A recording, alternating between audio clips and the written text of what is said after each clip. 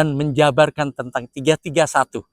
3 rasa syukur, 3 yang terbaik yang kamu dapat kamu ambil dari tempat kamu berada, dan 1 perwujudan dari yang ingin kamu lakukan bersama kegiatan kamu dimanapun berada, yang menyebabkan aras Allah bergoyang dengan 331 itu, yang menyebabkan aras Allah bergetar dengan 331 itu. Dahsyat gak?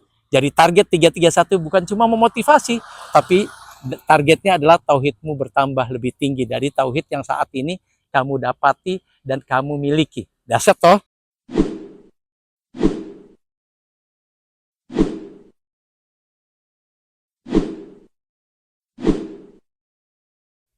Assalamualaikum warahmatullahi wabarakatuh. Bismillah. Insya Allah siang ini kita mendapat hadiah dan hibah tema luar biasa, dahsyat. Sampai-sampai 3 kali saya latihan di depan kaca karena saking dahsyatnya tema ini. Apa tema ini? Tema ini berjudul, bernuansa, bercuplikan gitu ya, 331. Bukan strategi timnas ya, bukan. 331 bukan nomor RT, nomor RW ya, bukan. 331 bukan ngingetin berapa kloter terbang kita saat umroh ya, bukan. 331 ini strategi dari beliau yang dahsyat, menitipkannya kepada saya untuk disumbangkan kepada semua kita yang menjadi pemirsa channel yang setia kita ini. Siapa itu? Dokter Hewan Adi Sasmita. Biasa disapa dari kalangan kita-kita dengan sebutan Bapak. Jadi 331 ini terjadi dan selalu kejadian oleh Bapak dan oleh seluruh kalangan bisnis dan unit usaha Bapak. Yang pertama adalah diterapkan saat morning meeting berlangsung. Jadi semua peserta morning meeting diharapkan mampu mengulas, mengucapkan, menjabarkan, dan mengungkapkan 331. Yang kedua, saat terjadinya night meeting, atau biasa disebut dengan laras akademia, terjadi di akhir bulan atau di awal bulan, di setiap bulannya. Naik meeting ya, meeting malam sesudah kegiatan kerja semua selesai. Oke, apa itu 331? 3 yang pertama adalah mengungkapkan rasa syukur kepada Allah terhadap segala sesuatu yang Allah limpahkan kepada kita semua. Kenapa harus 3? Mungkin kalau ini persepsi saya pribadi, duga-dugaan pribadi. Mungkin kenapa harus 3? Ya karena kan kita dikasih waktu sama manajemen tidak boleh lebih dari 1 jam. Bahkan syukur-syukur 40 menit udah selesai si morning meeting. Kebayang nggak kalau 1 store, 1 pet shop, 1 klinik, 1 salon hewan itu beranggotakan 7-8 personil setiap morning meeting. Kalau seandainya 3 ini berubah jadi 5, dan dari setiap 1 penjabaran butuh 2-3 menit. 3 ke 5, 15 menit udah habis tuh buat 1 orang di 3 yang pertama. Belum 3 yang kedua, belum 1 yang ketiga. Kebayang kan? Itu sih persepsi saya pribadi.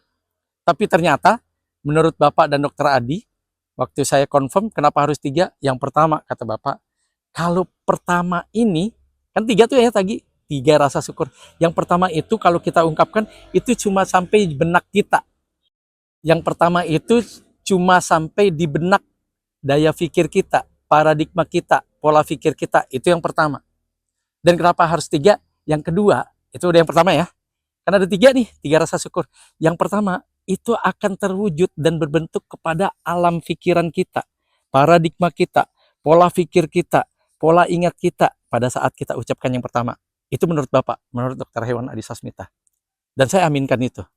Yang kedua, pada saat kita ungkapkan yang kedua, maka secara spontanitas, disadari atau tidak disadari, kita ngeh atau tidak ngeh, kita benar-benar melakukan secara penuh analisa ataupun tidak, itu akan mewarnai seluruh organ tubuh kita.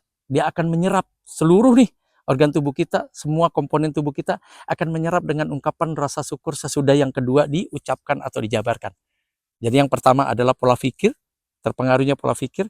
Yang kedua akan mewarnai kita punya organ, kita punya komponen tubuh, dan kita punya tubuh gitu ya. Yang ketiga adalah dia akan melengkapi, ngeframe lah kalau bahasa saya, ngelist lah ya, ngebingkai kita punya kegiatan. Jadi 1, 2 itu berbuah yang ketiga namanya, itu akan menjadi sebuah karya nyata dari perpaduan nomor 1 dan 2.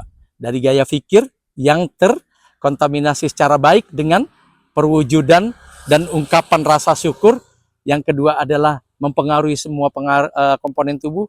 Yang ketiga, akhirnya berbuah karya dan kerja nyata karena sudah ada yang pertama, yang kedua. Akhirnya mempengaruhi semua aktivitas kita dengan 3 ungkapan rasa syukur.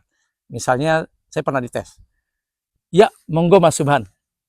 Saya bilang yang pertama, saya bersyukur karena Allah masih limpahkan dan jaga saya untuk tetap berada di jalur sunnahnya. Berada tetap dalam kondisi bertauhid dan tidak syirik. Berada tetap dalam kondisi percaya kepada Allah dengan tidak menduakan Allah. Percaya kepada Allah dengan tidak mencari tandingannya. Percaya kepada Allah dengan tidak menyembah kepada siapapun juga kecuali menyembah kepada Allah. Gitu ya, itu yang pertama. Terus yang kedua, Mas Subhan gitu kan. Yang kedua, saya berterima kasih dan bersyukur kepada Allah karena Allah masih kasih kesempatan kepada saya untuk bernafas. Karena banyak di antara kayak kita masih dapat kehidupan tapi nafasnya megap-megap. Atau apa ya? Pengap-pengap apa? Jeda-jeda gitu. Apa sih? Ya gitu, apa itu? Apa sih? Ya begitu, terbatas nafasnya. Banyak gak? Iya banyak. Nah, saya bilang alhamdulillah nih Allah masih kasih kesempatan pada saya untuk mudah bernafas. Untuk tidak repot-repot cari alat bantu pernafasan. Untuk tidak repot-repot beli oksigen. Oksigen sekarang mahal loh. Setabungnya berapa gitu kan.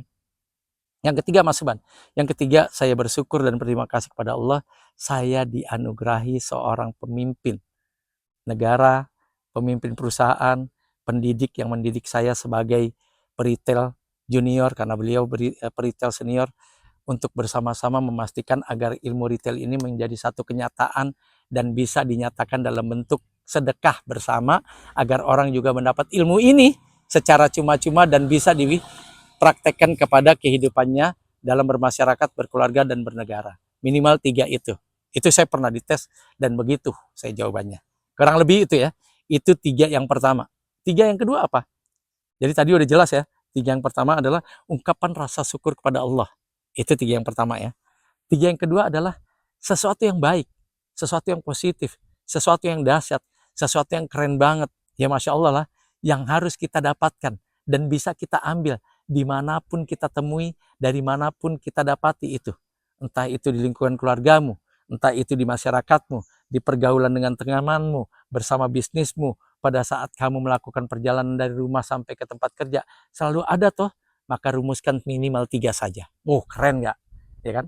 Saat itu saya bilang, yang pertama saya dapetin kearifan lokal tempat saya tinggal. Di mana mereka ya sangat toleran terhadap kita gitu kan. Karena kan susah ya ngimbangin kaum berjenggot kan gitu ya. Ini nggak boleh, itu salah, apa segala macam. Ini mereka sangat menerima keberadaan kita dan keberadaan saya. Itu yang pertama. Dari 3 yang kedua ya. Kan 3 yang pertama tadi udah tuh tentang ungkapan rasa syukur. Sekarang 3 yang kedua adalah yang terbaik, yang positif, yang dahsyat, yang kamu dapati, ada dan bisa kamu ambil serta kamu jalankan sebagai sesuatu modal utama untuk kamu melakukan aktivitas hidup dalam kehidupan. Yang pertama tadi saya bilang, dari 3 yang kedua nih, 3 yang kedua ini, 3 yang kedua, saya bilang pertama adalah saya bersyukur karena kearifan lokal tempat saya tinggal memahami dan mengerti serta mentolerir tentang kaum berjenggot seperti saya. Yang kedua, saya bersyukur ternyata di kearifan lokal itu banyak hal-hal yang menyebabkan saya melahirkan ide-ide cemerlang bersama mereka. 2 diantaranya. 1, Gastik, gerakan sedekah sampah plastik dan kering, yang sampai saat ini masuk tahun ke-12, Masya Allah, gelogarnya makin kemana-mana ya. Dan itu karena kearifan lokal yang mendukung saya dan tidak meledek waktu saya bilang, yuk gerakan sedekah sampah dimulai dari kita-kita dulu yuk, walaupun cuma ada setengah karung atau sekresek atau bahkan cuma 1 biji gelas plastik, monggo, itu bagian dari sedekah. Timbangannya Masya Allah di mata Allah kan gitu ya, di sisi Allah kan gitu ya. Yang kedua apa? Saya melahirkan gerakan sedekah minyak jelantah yang saat itu belum banyak orang melakukannya. Masih cuma dari rumah ke rumah bawain galon gak kepake atau ember yang gak kepake, Bu ada Bu, tuang. Bu ada Bu, tuang. Apa yang terjadi? Kemarin aja Pak Hasbullah ya dari Bin Hil ya, Bintarohil A5. Pak Subhan, masih bisa ambil minyak gak nih? Ada beberapa galon. Masya Allah. Kalau 1 galon aja 19 liter, beberapa galon, bayangin, taruh lihat 2. Berarti udah berapa tuh? 38 liter, kebayang nggak? Kalau 1 liternya sekarang sekitar, kalau nggak salah 8.000 ya di penampungan ya. Tapi kalau di agen besar sih udah 10.000. Saya nggak ngerti deh. Karena saya nggak pernah tahu harganya, saya percayakan saja pada tim saya gitu. Dan dia bilang ada beberapa galon plus beberapa botol mineral water yang 1,5 liter, kebayang nggak tuh? Berarti lebih dari 3 liter dong. Kalau 3 liter aja tadi saya bilang sekasar-kasarnya 21.000 sampai 30.000. Kebayang nggak tuh?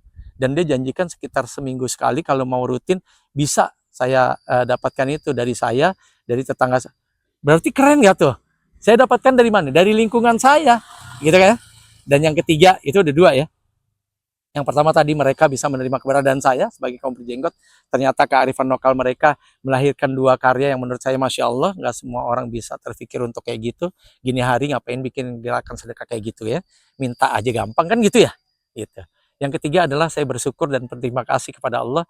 Dimasukkan dalam ruang lingkup yang tidak terlalu kaya. Tidak juga terlalu susah gitu kan. Mereka sedang-sedang aja. Tapi sebagian besar masyarakatnya berpikiran 3 sampai 4 langkah ke depan. Jadi kalau saya ngomong A, B, C, D, mereka udah nangkep tuh. Tanpa harus saya ulang 2 sampai 3 kali lagi. Nah, seperti itu. Jadi kesimpulannya, tiga sudah saya ungkap, tinggal satu kan. Nah, satu itu kata Bapak ya, kata Dr. Hewan Adi Sasmita adalah tentang apa yang kamu lakukan. Yang terbaik dari sebuah karyamu, kerja nyatamu. Satu yang terbaik, satu yang terdahsyat, satu yang paling punya manfaat, satu yang paling punya nilai, satu yang paling punya daya yang menyebabkan aras Allah bergoyang, aras Allah bergetar. Wow, makanya saya bilang saya pas nyoba-nyoba tentang 331-nya Bapak, Masya Allah ya, merinding, gemeter juga ini. 331 ini nggak ngasal.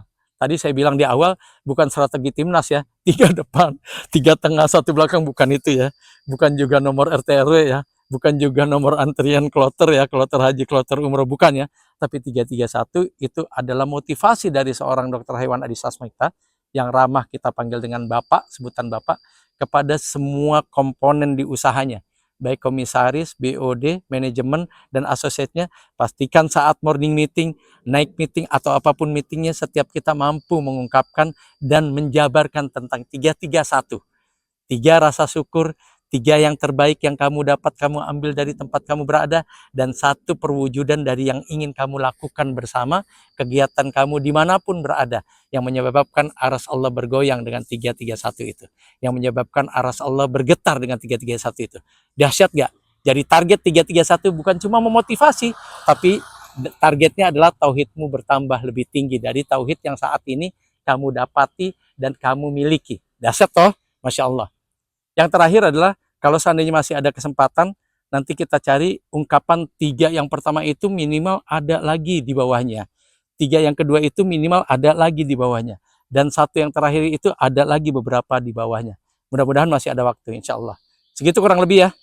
Yakinlah bahwa kesuksesan telah lama menanti.